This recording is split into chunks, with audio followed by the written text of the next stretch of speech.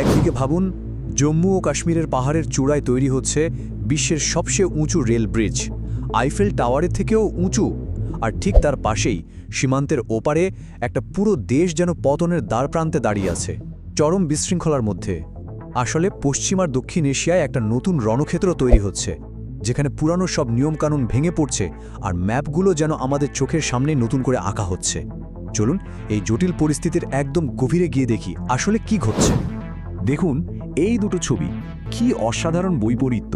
একদিকে ভারত কাশ্মীরে তার ইঞ্জিনিয়ারিংয়ের ক্ষমতা দেখাচ্ছে, উন্নয়নের একটা প্রতীক তৈরি করছে, আর ঠিক একই সময়ে সীমান্তের ওপারে পাকিস্তান হাবুডুবু খাচ্ছে অর্থনৈতিক সংকট আর সামরিক সংঘাতে। এই দুটো ছবি কিন্তু শুধু দুটো দেশের বর্তমান অবস্থার কথাই বলছে না, বরং এটা এই অঞ্চলের ভবিষ্যৎ কোন দিকে যাচ্ছে তার একটা পরিষ্কার ইঙ্গিত দিচ্ছে। আমরা আসলে একটা বিশাল ভূ রাজনৈতিক পরিবর্তনের সাক্ষী হচ্ছে। দশকের পর দশক ধরে যে জোটগুলো টিকেছিল সেগুলো ভেঙে চুরমার হয়ে যাচ্ছে, আর পুরো অঞ্চলটা একটা খোলা যুদ্ধক্ষেত্রে পরিণত হয়েছে। কারণটা কি? কারণ এখানে পুরনো নিয়ম আর কাজ করছে না, বরং তিনটি বড় সংঘাত একসাথে মিলে এই নতুন ভীষণ অস্থিতিশীল পরিস্থিতিটা তৈরি করছে। তো এই নতুন রণক্ষেত্রের মূলে আসলে তিনটা ঘটনা, আর তিনটাই একে অপরের সাথে জড়িয়ে আছে। প্রথমত, আমেরিকা আর ইসরায়েল, তারা একসাথে ইরানের বিরুদ্ধে নেমেছে। দ্বিতীয়ত, পাকিস্তান, তারা তাদের নিজেদেরই তৈরি করা তালেবানের সাথে একরকম অস্তিত্বের লড়াই লড়ছে। আর তৃতীয়, এই পুরো সুযোগটা কাজে লাগিয়ে ভারত তাদের সামরিক নীতি পুরো বদলে ফেলছে। ডিফেন্স বা প্রতিরক্ষা থেকে সরে গিয়ে তারা এখন ডিসাইসিভ ভিক্টরি বা নির্ণায়ক বিজয়ের দিকে ঝুঁকছে। এতদিন ধরে যা ছিল ছায়াযুদ্ধ বা প্রক্সি ওয়ার, তা এখন একেবারে প্রকাশ্য সংঘাতে রূপ নিয়েছে। তেহরান থেকে খাইবার পাস পর্যন্ত দুটো আলাদা যুদ্ধক্ষেত্র রীতিমতো চলছে। কিন্তু প্রশ্ন হলো, পরিস্থিতিটা এত তাড়াতাড়ি একটা পূর্ণাঙ্গ যুদ্ধের দিকে চলে গেল কিভাবে? চলুন প্রথমে ইরানের দিকটা দেখা যাক। সবকিছু ঘটল যেন চোখের পলকে। ইসরায়েলে মার্কিন যুদ্ধবিমান নামার পরেই কূটনীতির সব দরজা বন্ধ হয়ে গেল। এরপর পরেই আমেরিকা আর ইসরায়েলের যৌথ বিমান হামলায় কেঁপে উঠল তেহরান, আর সেই হামলা হয়েছিল ইরানের সর্বোচ্চ নেতার অফিসের একদম কাছে। ইরানও কিন্তু এর জবাবে চুপ করে বসে থাকেনি। তারা মধ্যপ্রাচ্য জুড়ে মার্কিন ঘাঁটিগুলোকে টার্গেট করে পাল্টা ব্যালিস্টিক মিসাইল ছুড়তে শুরু করে, আর কাতারে আমেরিকার একটা অত্যন্ত গুরুত্বপূর্ণ আর্লি ওয়ার্নিং রাডার সিস্টেম ধ্বংস করে দেয়। যুদ্ধ এখন আর কোনো সম্ভাবনা নয়, একেবারে বাস্তব। তার মানে আমাদের বুঝতে হবে যে এই সংঘাতের লক্ষ্য এখন আর শুধু ইরানকে চাপে রাখা নয়। ডোনাল্ড ট্রাম্পের কথাতেই স্পষ্ট, লক্ষ্য হলো রেজিম চেঞ্জ, মানে ইরানের বর্তমান শাসন ব্যবস্থাকে পুরোপুরি উৎখাত করা। এটা একটা অনশন বড় পদক্ষেপ, যা পুরো অঞ্চলের ভবিষ্যৎকেই বদলে দিতে পারে। ইরানের পরিস্থিতি যখন এতটাই উত্তপ্ত, ঠিক একই সময়ে পূর্ব দিকে আরেকটা সীমান্ত, ডুরান লাইন, একটা মৃত্যুপুরীতে পরিণত হয়েছে। চলুন এবার সেদিকে নজর ফেরানো যাক। একবার ভাবুন তো, মাত্র 2 ঘন্টার মধ্যে তালেবান পাকিস্তানের 15টা বর্ডার পোস্ট দখল করে নিয়েছে। শুধু এই একটা সংখ্যায় তালেবানের আক্রমণের গতি আর ভয়াবহতা বোঝার জন্য যথেষ্ট। পাকিস্তানের জন্য পরিস্থিতিটা একটা দুঃস্বপ্নের চেয়ে কম কিছু নয়।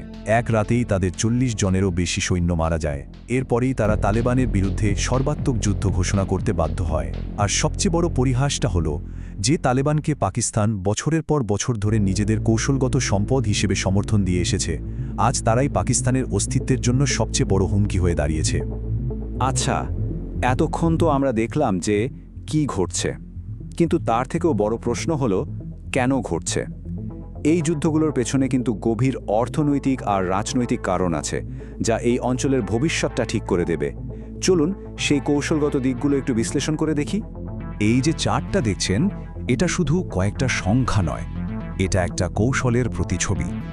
ভারত জম্মু ও কাশ্মীরের উন্নয়নের জন্য যে টাকাটা বরাদ্দ করেছে, সেটা পাকিস্তানের আইএমএফ থেকে পাওয়া ঋণের প্যাকেজের প্রায় দ্বিগুণ। মানে একদিকে ভারত যখন উন্নয়নকে একটা অস্ত্র হিসেবে ব্যবহার করছে, তখন পাকিস্তান ঋণের জালে আটকে থেকে টিকে থাকার লড়াই করছে। এই অর্থনৈতিক আর সামরিক পট পরিবর্তনের মধ্যেই একটা নতুন কৌশলগত জোটের কথা শোনা যাচ্ছে, যার নাম দেওয়া হয়েছে হেক্সাগন অফ অ্যালায়েন্স। আর এটা এই অঞ্চলের ক্ষমতার ভারসাম্যকে পুরোপুরি বদলে দেওয়ার ক্ষমতা রাখে, কারণ এটা পুরানো শত্রু মিত্রের সব সমীকরণকেই ভেঙে দিচ্ছে। এই নতুন জোটের কেন্দ্রে আছে ইসরায়েল, ভারত আর বেশ কিছু ইউরোপীয় ও আরব দেশ। তাদের একটাই কমন লক্ষ্য, শিয়া আর সুন্নি দুই ধরনের চরমপন্থী শক্তিকেই মোকাবেলা করা। এর ফলে কি হচ্ছে? ইসরায়েল এখন আমেরিকার প্রভাব থেকে বেরিয়ে এসে নিজেই এই অঞ্চলের নেতা হওয়ার চেষ্টা করছে। আর এই নতুন খেলায় পাকিস্তান নিজেদেরকে আরও একা মনে করছে, কারণ তারা এই জোটকে তাদের বিরুদ্ধে একটা চক্রান্ত হিসেবেই দেখছে। এই যে একটা নতুন ভূ রাজনৈতিক দাবা খেলা শুরু হয়েছে, যেখানে নিয়মগুলো রোজ বদলাচ্ছে, সেখানে স্বাভাবিকভাবেই কেউ জিতছে আর কেউ হারছে। চলুন একদম স্পষ্টভাবে বিশ্লেষণ করি কারা লাভবান হচ্ছে আর কাদের কপাল পুড়ছে। এই কৌশলগত স্কোর কার্ডে যদি আমরা দেখি, পাকিস্তান কিন্তু পরিষ্কারভাবে হারছে। কেন? কারণ তারা স্যান্ডউইচের মতো ফেসে গেছে। একদিকে আক্রমণাত্মক তালেবান, আরেকদিকে শক্তিশালী ভারত। আর আমেরিকার যুদ্ধ লড়তে গিয়ে তারা নিজেদের দীর্ঘমেয়াদী স্বার্থের ক্ষতি করে ফেলছে। অন্যদিকে ভারত কিন্তু এই খেলায় জিতছে, কারণ একটা দুর্বল অস্থির পাকিস্তান ভারতের জন্য একটা বিরাট কৌশলগত সুযোগ। আর হেমি সুযোগে তারা সীমান্তে অপারেশন সিন্দুর 2.0 মতো আরও হার্ডলাইন পলিসি নিচ্ছে। এই জয় পরাজয়ের খেলার সবচেয়ে বড় টেট হল এই অঞ্চলের ভৌগোলিক স্থায়িত্ব। সবশেষে যে প্রশ্নটা আসছে সেটা হলো, যে সীমান্তগুলো প্রায় 75 বছর ধরে টিকে আছে, সেগুলো কি এই নতুন যুদ্ধের চাপে আর অক্ষত থাকবে? এটাই আজকের সবচেয়ে বড় প্রশ্ন।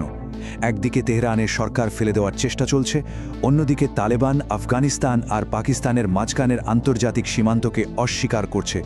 এই পরিস্থিতিতে 1947 সালে রক্তক্ষয়ী দেশ ভাগের মাধ্যমে যে মানচিত্র তৈরি হয়েছিল, তার ভবিষ্যৎ কি? এই দশক কি সেটা টিকে থাকতে পারবে? শেষ কথা হলো, ছায়াযুদ্ধের যুগ শেষ। আমরা এখন সরাসরি এবং পূর্ণমাত্রার যুদ্ধের এক নতুন বিপজ্জনক যুগে ঢুকে পড়েছি।